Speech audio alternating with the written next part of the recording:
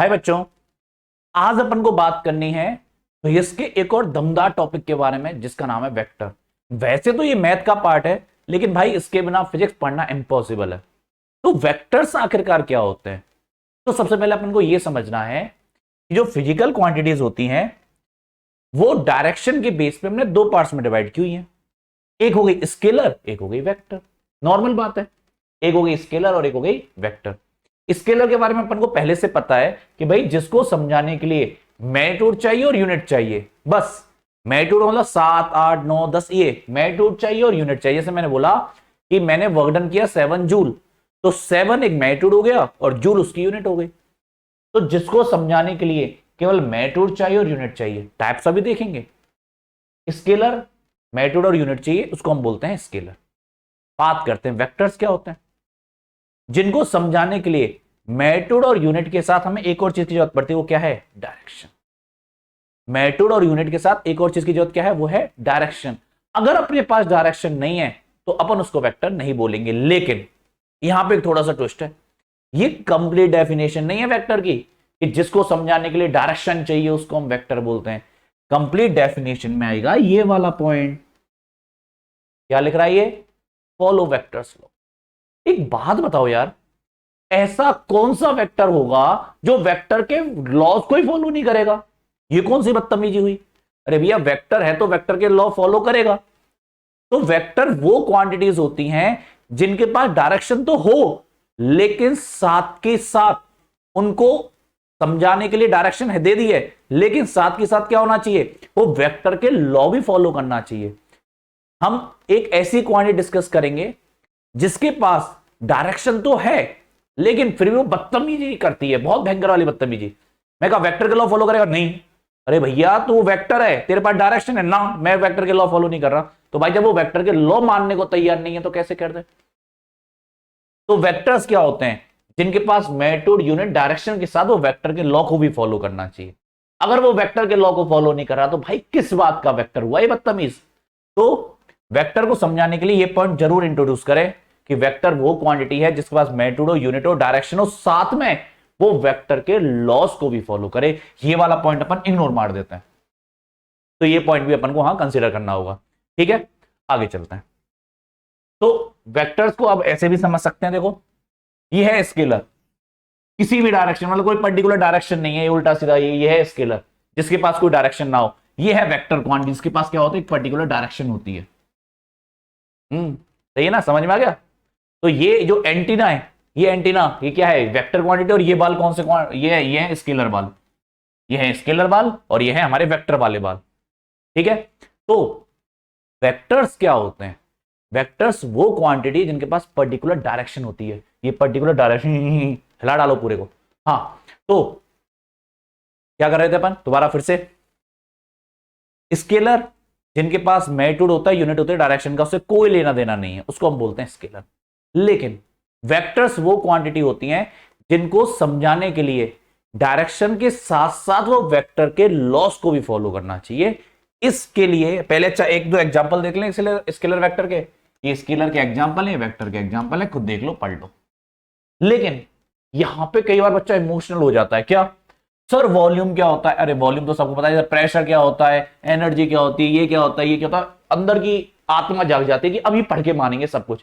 अरे भाई, ये जो सामने लिखा हुआ है ये 11th 12th के टॉपिक्स हैं, ये बाद में धीरे धीरे समझ में आएंगे। अभी हम फिजिक्स नहीं पढ़ रहे, अभी हम मैथ में अटके पड़े हैं।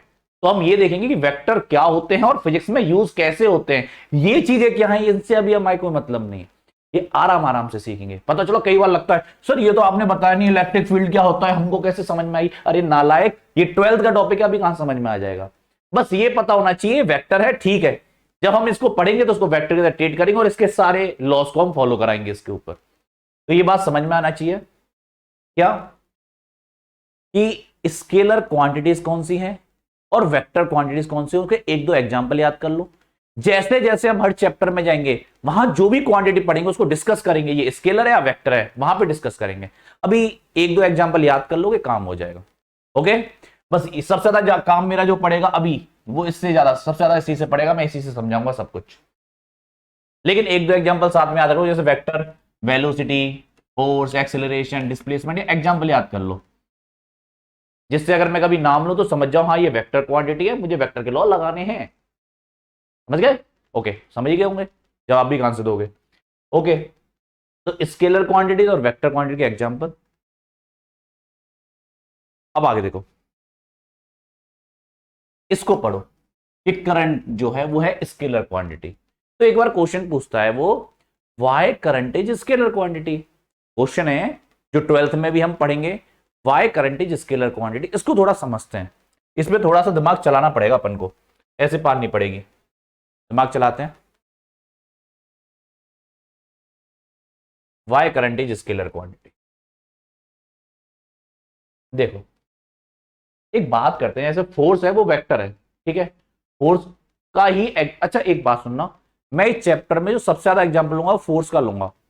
इसका मतलब ये नहीं है कि मैं केवल फोर्स की ही बात कर रहा हूं, मैं दुनिया के हर वेक्टर की बात कर रहा हूं फोर्स के साथ साथ। लेकिन फोर्स का हमें समझ में आता है, फोर्स हमें समझ में आता है, डेली लाइफ की चीज है इसलिए।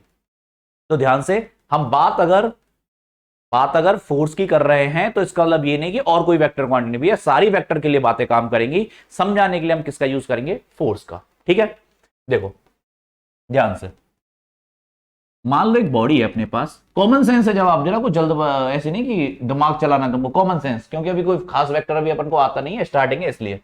देखो यहां से लग रहा है 10 न्यूटन का फोर्स और यहां से लग रहा है 2 न्यूटन का फोर्स। बताओ बॉडी पे नेट फोर्स कितना होगा, 8 न्यूटन। अरे कॉमन सेंस की बात है, इधर से 10 लगा रहे हो, इधर से 2 लगा रहे हो, तो 8 न्यूटन का तो असर होगा अपोजिट डायरेक्शन में। और अगर भैया कॉमन सेंस नहीं चल रहा है तो मैं बता दूं, आगे जाके वेक्टर में आएगी ये वाली चीज कि अपोजिट डायरेक्शन वेक्टर में माइनस होती है, और कॉमन सेंस भी तुम्हारे पास है। ठीक है, जैसे इधर से 10 न्यूटन लगा दो और इधर से भी 10 न्यूटन लगा दो, नेट फोर्स कितना हो जाएगा, 0। बॉडी कहीं नहीं जाएगी, इधर से बराबर ताकत लगा दो, किसी बोल बराबर ताकत लगा दो, नेट फोर्स कितना हो जाएगा, 0। ठीक है, तो ध्यान से, अगर हमारे पास दो फोर्स हैं और दोनों अपोजिट डायरेक्शन में हैं, तो वेक्टर का लॉ कहता है कि इनको अपोजिट डायरेक्शन में जो होता है वो माइनस होना चाहिए। कॉमन सेंस की बात है और बाद में आके आएगी भी सही। तो ये एक वेक्टर का लॉ हो गया। अब मैंने बात करी करंट की। मान लो मेरे पास एक वायर है, ऐसे दो वायर जा रहे हैं, इसमें से आ रहा है 2 एम्पियर का करंट, इधर से आ रहा है 3 एम्पियर का करंट। दो वायर है, ये रेजिस्टेंस बना रखी है, तो वैसे ही ये समझो एक तार में से एक यहां से 2 एम्पियर, यहां से 3 एम्पियर अपोजिट डायरेक्शन में आ रहे हैं। बताओ कॉमन सेंस से यहां से कितना एम्पियर करंट जाएगा, कॉमन सेंस लगाओ, कॉमन सेंस कितना जाएगा, 1 एम्पियर। अरे बेटा ना, इधर से आएगा 5 एम्पियर। अरे ये घर में हम क्या करते हैं, एक तार इधर से लिया, एक तार इधर से लिया, जोड़ दिया, तो दोनों का जो करंट आ रहा है वो उसमें से निकल जाएगा। डायरेक्शन अपोजिट है, करंट जो होता है उसके पास डायरेक्शन होती है, अगर तुम्हें पता हो तो। 10th में पढ़ा हुआ, करंट के पास डायरेक्शन होती है, मैं बता देता हूं, नेगेटिव के अपोजिट होती है करंट की डायरेक्शन। अगर नेगेटिव चार्ज इधर जा रहा है तो करंट ऐसे जाएगा, नेगेटिव इधर जा रहा है तो करंट की डायरेक्शन ये होगी, इलेक्ट्रॉन के अपोजिट होती है। तो जो करंट होता है वो इलेक्ट्रॉन के अपोजिट जाता है, मतलब उसके पास डायरेक्शन है। हम इस चीज को डिस्कस करने नहीं बैठ रहे, ये 12th क्लास में आएगा। हमें क्या पता होना चाहिए, करंट के पास डायरेक्शन होती है। 2 एम्पियर यहां से आ रहा है, 3 एम्पियर यहां से आ रहा है, लेकिन इधर से 1 एम्पियर नहीं जा रहा, 5 एम्पियर जा रहा है। ये क्या बदतमीजी हुई, इसके पास तो डायरेक्शन है, और अगर डायरेक्शन है तो ये वेक्टर के लॉ को फॉलो करना चाहिए, लेकिन ये वेक्टर के लॉ को फॉलो ही नहीं करा। वेक्टर के कौन सा लॉ, कि भैया अपोजिट डायरेक्शन में माइनस होता है। दो फोर्स या दो वेक्टर अगर अपोजिट डायरेक्शन को माइनस करते हैं, लेकिन क्या ये काम करंट के साथ फुलफिल हो रहा है, नहीं हो रहा। तो क्या करंट वेक्टर के लॉस को फॉलो कर रहा है, आंसर है नो। अच्छा एक बात, मैं वेक्टर के लॉ की बात कर रहा हूं, मतलब पूरे चैप्टर की बात कर रहा हूं, पूरे चैप्टर में जो भी लॉ आएंगे उसमें से मैंने एक एग्जांपल दिया ये वाला, क्योंकि इसमें हमारा थोड़ा कॉमन सेंस चल जाता है कि अगर अपोजिट डायरेक्शन तो माइनस होना चाहिए। तो जो ये करंट है ये एक भी बात फुलफिल नहीं करता वेक्टर की, अपोजिट डायरेक्शन में माइनस होना चाहिए। देखो चलो मैं कुछ एंगल बनाता हूं, ऐसे यहां से 2 एम्पियर, यहां से 3 एम्पियर, अभी भी यहां से कितने एम्पियर जाएगा, 5 ही जाएगा। जबकि वेक्टर में अगर मैं इनका एंगल चेंज करता जाऊं तो रिजल्टेंट अलग अलग आएगा, आगे जाके पढ़ेंगे। तो करंट जो है वो कैसी क्वांटिटी है, वो स्केलर क्वांटिटी है। क्यों, क्योंकि उसके पास डायरेक्शन तो होती है, लेकिन जब हम वहां वेक्टर के लॉज लगाने बैठते हैं कि एंगल का फर्क पड़ना चाहिए, अपोजिट डायरेक्शन माइनस होनी चाहिए, एक भी वेक्टर का लॉ वहां काम नहीं करता। इसलिए करंट को हम कैसी क्वांटिटी मानते हैं? Scalar quantity. तो कोई पूछे वाई करंट इज स्केलर, तुम कहना because it does not follow vectors law. Direction होती है, हम मानते हैं, because it does not follow vector law, that's why current is a scalar quantity. इतनी सी बात। तो करंट स्केलर है या वेक्टर? स्केलर है। कोई सोचता है डायरेक्शन है करंट के पास तो वेक्टर होना चाहिए, लेकिन नहीं, मैंने तुम्हें डेफिनेशन बताई थी जो वेक्टर के लॉ को भी फॉलो करना चाहिए। डायरेक्शन का चार डालू, वेक्टर की बात ही नहीं मान रहा, ये बदतमीज। मैं कह रहा हूं बात मान जाओगे ना, मैं नहीं मान रहा। अब क्या जबरदस्ती करने बैठोगे करंट से? करंट से जबरदस्ती करना, पता चल जाएगी हिल जाओगे जब पूरी अंतरात्मा बाहर आ जाएगी। तो करंट कैसी क्वांटिटी होती है? स्केलर। तो इसलिए मैंने कहा था कि वेक्टर के लिए डायरेक्शन होना ही सब कुछ नहीं होता, वेक्टर के लॉ को भी फॉलो करना चाहिए। ठीक है। अच्छा, एक क्वांटिटी कई बार क्या बच्चों के दिमाग में कीड़ा सा घूमने लग जाता है, तो ये तो समझ में आ गया होगा स्केलर क्या होते हैं, वेक्टर क्या होते हैं, और करंट स्केलर क्यों है। ये तीन क्वेश्चन अभी अपन ने देख लिया। अब कई बार बच्चों के दिमाग में कहीं से पढ़ लेते हैं, हालांकि कोई काम का नहीं है यहाँ पे। टेंसर क्वांटिटी क्या होती है? टेंसर नाम, एक कैंसर नाम, यानी क्या क्या नाम आ जाते हैं, तो कोई टेंसर क्वांटिटी उनके दिमाग में आ जाती है, कहीं से पढ़ लेते हैं। तो पहली बात तो टेंसर से तुम्हारा कोई लेना देना नहीं है, क्योंकि टेंसर कोई इतनी आसान चीज नहीं है।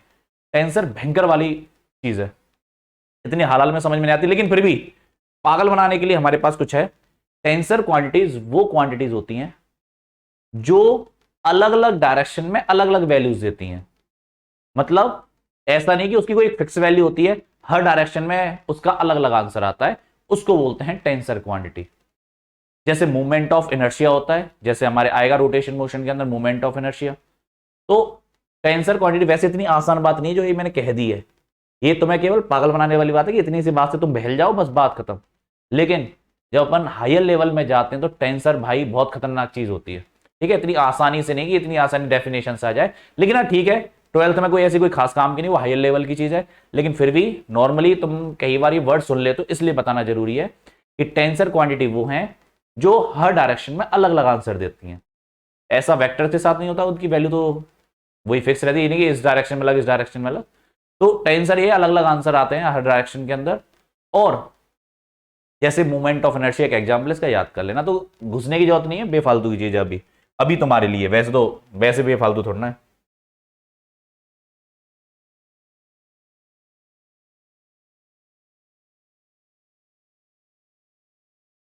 ठीक है, तो ये आराम से नोट कर लेना ये वाली चीज। ठीक है, डायग्राम बना के आराम से नोट कर लेना, बाय करंट इज स्केलर। देखो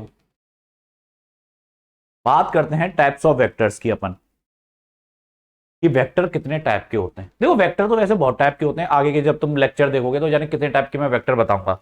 लेकिन लेकिन नॉर्मली अभी आज अपन को दो टाइप डिस्कस करने हैं, पोलर वेक्टर और एक्सियल वेक्टर। हालांकि ये वर्ड कोई ऐसे बहुत ज्यादा काम नहीं आने वाले, लेकिन पढ़ना भी जरूरी है क्योंकि दिए हुए हैं, तो समझ में आना चाहिए कि पोलर वेक्टर का क्या है, एक्सियल वेक्टर का मतलब क्या। कई बार असर्शन रीजन या कहीं भी ये पूछ लेता है क्वेश्चन को, इसलिए पोलर और एक्सियल का मतलब समझ में आना चाहिए, कोई ऐसा कोई भयंकर वाला मतलब नहीं है इनका।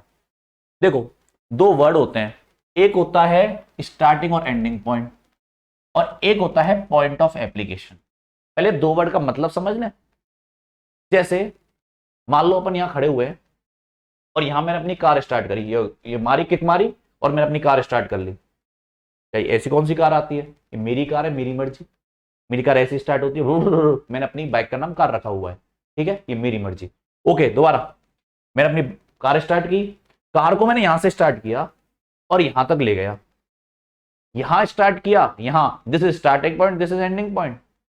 यहां से स्टार्ट किया, बंद किया, तो ये स्टार्टिंग पॉइंट एंडिंग पॉइंट। तो ये जो डिस्प्लेसमेंट हुआ उसके पास एक स्टार्टिंग पॉइंट होता है और एंडिंग पॉइंट होता है। डिस्प्लेसमेंट हो गया ना, वेक्टर है डिस्प्लेसमेंट।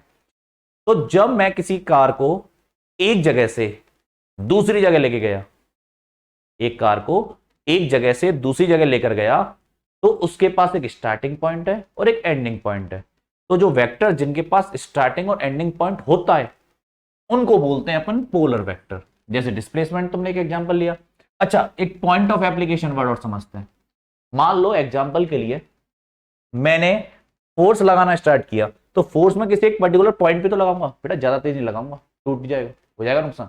हाँ, तो मैंने इस पे फोर्स लगाना स्टार्ट किया, तो मैं एक पर्टिकुलर पॉइंट पे लगा रहा हूं, this is called point of application. Starting ending point मतलब समझ में आ गया, कहां से स्टार्ट कहां खत्म। और पॉइंट ऑफ एप्लीकेशन की एक पर्टिकुलर पॉइंट पे जो वेक्टर लगे, जैसे फोर्स एक पर्टिकुलर पॉइंट पे लगता है, एक पर्टिकुलर जगह लगता है। इसके पास स्टार्टिंग और एंडिंग पॉइंट की बात नहीं करूंगा, इसके लिए बात करूंगा पॉइंट ऑफ एप्लीकेशन की। तो किसी वेक्टर के लिए हम स्टार्टिंग एंडिंग पॉइंट बात करते हैं, किसी के लिए पॉइंट ऑफ एप्लीकेशन। कोई काम नहीं पड़ने वाला, इमोशनल मत हो जाना, हमें कैसे पता चलेगा सर। अरे भैया नहीं है जरूरत ऐसी कोई, बस नॉर्मल डेफिनेशन है, याद कर लो। क्या पोलर वेक्टर वो होते हैं जिनके पास स्टार्टिंग और एंडिंग पॉइंट और क्या हो, पॉइंट ऑफ एप्लीकेशन। जैसे डिस्प्लेसमेंट और फोर्स, और नॉर्मली तुम जो जानते हो जिनके नाम तुमने सुने से नॉर्मली, वो सारे के सारे पोलर वेक्टर ही होते हैं। ठीक है, तो पोलर वेक्टर्स वो वेक्टर होते हैं जिनके पास पर्टिकुलर स्टार्टिंग और एंडिंग पॉइंट होता है, जिनके पास पॉइंट ऑफ एप्लीकेशन होता है कि वो कहां लग रहे हैं, उनको हम बोलते हैं पोलर वेक्टर। और तुम जो नॉर्मली जानते हो वो पोलर वेक्टर ही होते हैं, कोई अलग से नहीं होते, वो पोलर वेक्टर ही होते हैं। ठीक है, ओके ओके ओके। एक होते हैं एक्सियल वेक्टर। ये एक्सियल वेक्टर क्या है? एक्सियल वेक्टर यूज होते हैं रोटेशन मोशन के अंदर। एक्सियल वेक्टर वो है जिनके पास स्टार्टिंग और एंडिंग पॉइंट नहीं होते। अरे जिनके पास होते हैं वो पोलर वेक्टर, नहीं होते वो एक्सियल वेक्टर। तो एक्सियल वेक्टर नॉर्मली हमारे आएंगे रोटेशन मोशन के अंदर। जैसे एक्सियल वेक्टर्स तब काम आते हैं जब कोई चीज रोटेशन मोशन करते हो और उससे रिलेटेड जो क्वांटिटीज होती हैं, जैसे टॉर्क हो गया, जैसे क्या हो गया, टॉर्क हो गया, तो उनको समझाने के लिए हम किसका सहारा लेते हैं, एक्सियल वेक्टर का। एक्सियल वेक्टर्स के पास डायरेक्शन तो होती है, वेक्टर्स है, डायरेक्शन है, डायरेक्शन निकालना भी बताऊंगा, लेकिन उनके पास स्टार्टिंग और एंडिंग पॉइंट नहीं होता। स्टार्टिंग और एंडिंग पॉइंट नहीं होता, उनको बोलते हैं एक्सियल। जैसे एक बात देखो, ये पंखा घूम रहा है मान लो ऐसे, तो एक है राइट हैंड थंब रूल, इसको लिख लेना। राइट हैंड थंब रूल कहता है एक्सियल वेक्टर की डायरेक्शन निकालने का राइट हैंड थंब रूल है। तुम क्या राइट हैंड थंब रूल के नाम पे 10th क्लास में चले जाते हो, जो तुम्हें पढ़ रहे हैं फ्लेमिंग व्लेमिंग, अरे भाई अलग है ये, हर टाइम वही फ्लेमिंग व्लेमिंग याद मत किया करो, है ना।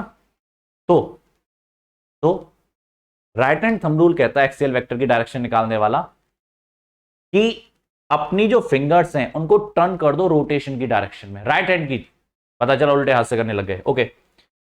कई बार तो राइट कहीं पता नहीं चलता, लिख के देखते हो, हाँ ये वाला राइट है क्या मेरा, अपना राइट हैंड ही भूल जाते हो, तो ध्यान से। और जो उल्टे हाथ से लिखते हैं वो उनकी बात ही अलग है। तो इधर देखो, हम बात कर रहे हैं स्टार्टिंग और एंडिंग पॉइंट, वो पोलर वेक्टर हो गए। एक्सियल वेक्टर में कोई स्टार्टिंग एंडिंग पॉइंट नहीं होता, ना पॉइंट ऑफ एप्लीकेशन होता है, हाँ डायरेक्शन तो होती है, डायरेक्शन निकालना बता रहा हूं। तो देखो मान लो पंखा ऐसे घूम रहा है, तो राइट हैंड की उंगलियों को टर्न कर दो उसके रोटेशन की डायरेक्शन में। और हाँ सबसे जरूरी बात, ऐसे नहीं कि कहीं भी टर्न कर दो, जैसे नेचर कहता है वैसे टर्न करनी है। पता चला ऐसे टर्न करने बैठ गए और हाथ में उंगलियां दे दी, लो सर आप ही रख लो, ऐसा करो, इनको तोड़वा रहे हो उंगलियों को फालतू में, हाँ कोई बात नहीं।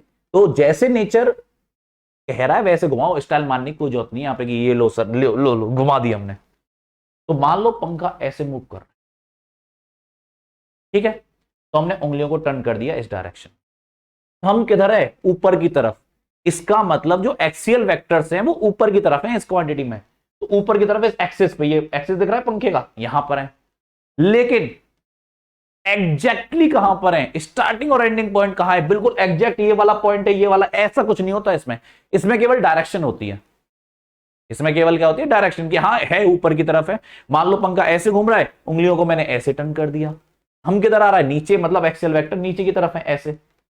लेकिन एग्जैक्टली कौन से पॉइंट पर है वो अपन को नहीं पता। पोलर वेक्टर्स में पता होता है, एक्सियल वेक्टर में नहीं पता होता, इसलिए इनको अलग कैटेगरी में डाल दिया। तो ये कोई ऐसे नहीं कि भयंकर काम आने वाला पॉइंट है, ठीक है। पोलर एक्सियल वेक्टर होते हैं, समझना था। जो हमारे और टाइप्स है वो समझ में आने चाहिए, वो थोड़े टाइप्स काम के हैं, ठीक है। तो दोबारा, पोलर वेक्टर कौन से, स्टार्टिंग और एंडिंग पॉइंट होता है। एक्सियल वेक्टर जिनमें नहीं होता, सिंपल सा, एक याद हो गया, दूसरे में नहीं होता, रोटेशन मोशन में काम आता है। इनकी डायरेक्शन कैसे निकालते हैं, एग्जांपल लिखे हुए देख लेना। लेकिन डायरेक्शन कैसे निकालते हैं, डायरेक्शन के लिए हमारे पास राइट हैंड थंब रूल है कि रोटेशन की डायरेक्शन में उंगलियों को टर्न कर दो। जो थंब होगा ये रिप्रेजेंट करेगा एक्सियल वेक्टर्स की डायरेक्शन को, ऐसे ऊपर होगा या नीचे होगा वो पता चल जाएगा, लेकिन एग्जैक्टली कहां है वो नहीं पता चलेगा। तो ये था वेक्टर का बेसिक कि हाँ वेक्टर होता क्या है, ठीक है। अभी वेक्टर के तो जाने कितने सारे टाइप्स हैं, वेक्टर में कितने सारे क्वेश्चंस करने हैं, बहुत सारी बातें हैं, बहुत प्यारा टॉपिक है। तो इसलिए आज के लिए तो इतना ही बेसिक के बारे में कि वेक्टर्स होते क्या हैं। अगले लेक्चर में अपन आगे बढ़ेंगे और टाइप्स देखेंगे। तब तक के लिए बाय, गुड नाइट।